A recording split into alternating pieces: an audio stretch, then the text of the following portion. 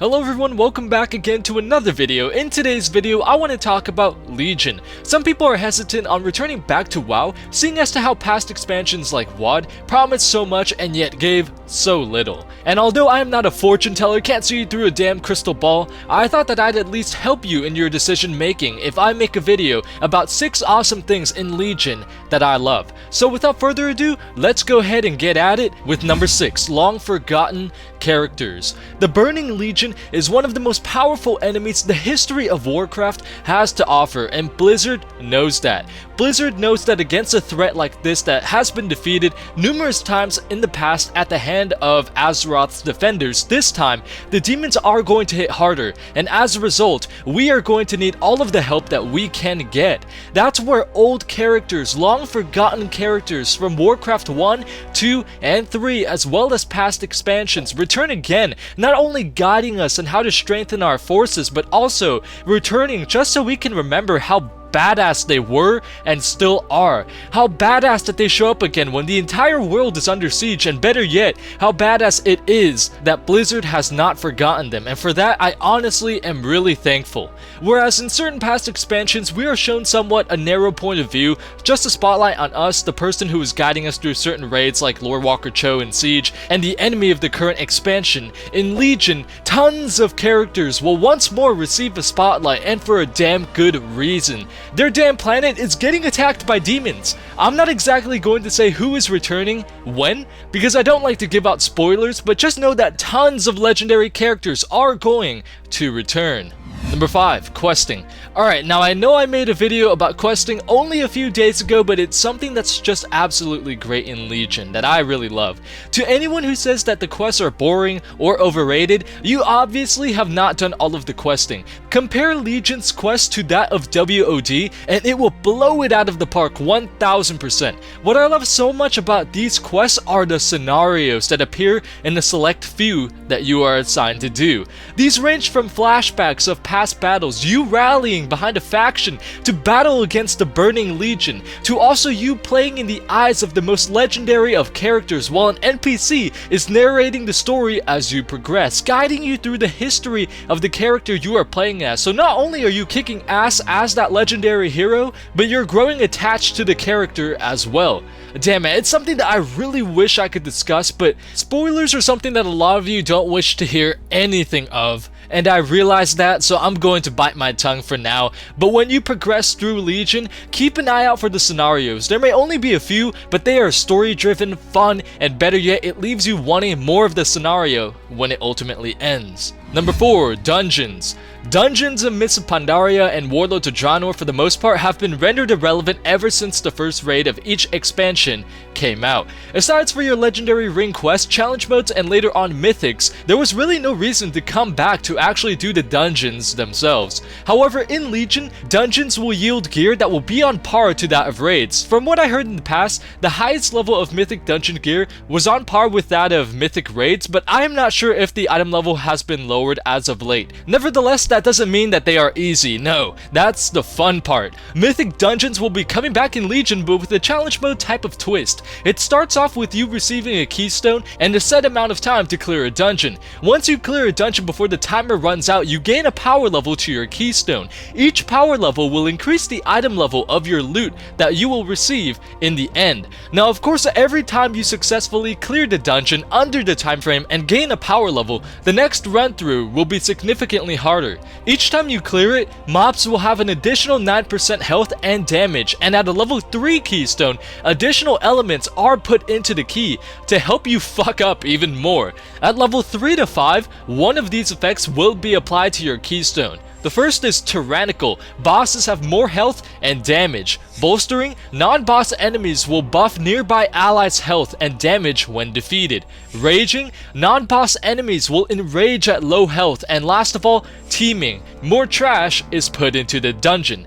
But it doesn't stop there. I wasn't kidding when I said it wasn't easy, because at level 6 keystones, instead of one effect added to your keystone, you will now have 2. And also, in addition to those effects that I mentioned earlier, 4 more are now added into the mix to possibly be added into the run. First off, you have Necrotic. Enemy melee attacks apply a stacking debuff that deals damage and reduces healing received. Volcanic, enemies cause fire to erupt at the feet of distant players, so mainly range. Skittish, it's much harder for tanks to maintain aggro and generate threat. And last of all, Decay. Players suffer damage over time while the challenge is active.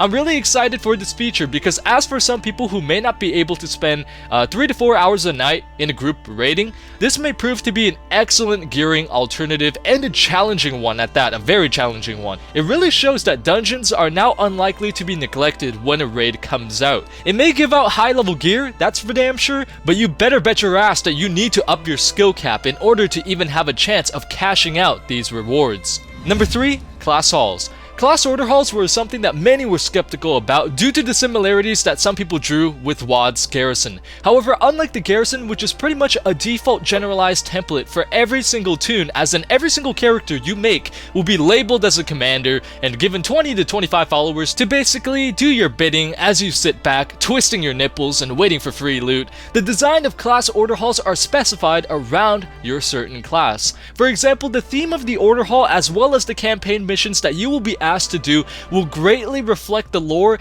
and theme of your class. Some are done much better than others, and some may even recall past characters long thought to have never been brought back into the game again. As for the followers in WoD, you would just basically hire anyone you came across to become a follower, and they wouldn't really do anything but just be there for you to send out on missions. But in Legion, your followers, now called champions, will consist of characters seen before and actually relevant to a specific class's role. Furthermore, instead of just left clicking these guys onto missions, they are actually integrated into the game experience, such as giving you quests tied to your class order hall campaign, which requires you to go into Legion zones, dungeons, or even past raids brought into current content, fighting alongside your champions and encountering even new champions. Whereas in WoD, you as the commander would basically sit on your ass and send them out to do shit, just waiting on like an 8-hour window until you receive your loot. Now, you are pretty much on the receiving end of it, completing quests and doing missions for your class order hall. Number 2, Suramar. Suramar is a 110 questing zone ultimately available to you the moment you hit max level. Now, in addition to giving you something else to do other than trying to gear up once you hit cap, Blizzard has put in Suramar, which is a zone that has a strong and amazing storytelling questline that you'll find yourself doing the story not for the gold or the rewards, but to just see the history, issues, and burdens that the people of the Broken Isles are afflicted with due to the arrival of the Burning Legion. Not going to give out any spoilers, but it does make you think about some aspects of the War of the Ancients. Can't exactly get into what aspects because the moment that I talk about it, that will pretty much be like giving it away. On another note though, Suramar City was the city that Illidan, Malfurion, Tyrande, and both Maiev and Jared grew up in, and also the city that Broxigar was held captive in so many years ago that it's just really awesome to finally see the city in game. Especially since it's so freaking huge that it could honestly have been the size of a faction city. This is exactly what Shattrath should have been in WOD. Whereas Shattrath was just pretty much left as a location for a sexual Apexis farming frenzy, Suramar is an area filled with quests driven by captivating storytelling that will definitely grab your guys' attention. Number 1, the Emerald Nightmare and Queen AZSHARA. Both the Emerald Nightmare and AZSHARA are threats presumed to have been made into expansions far before we ever saw the Legion again.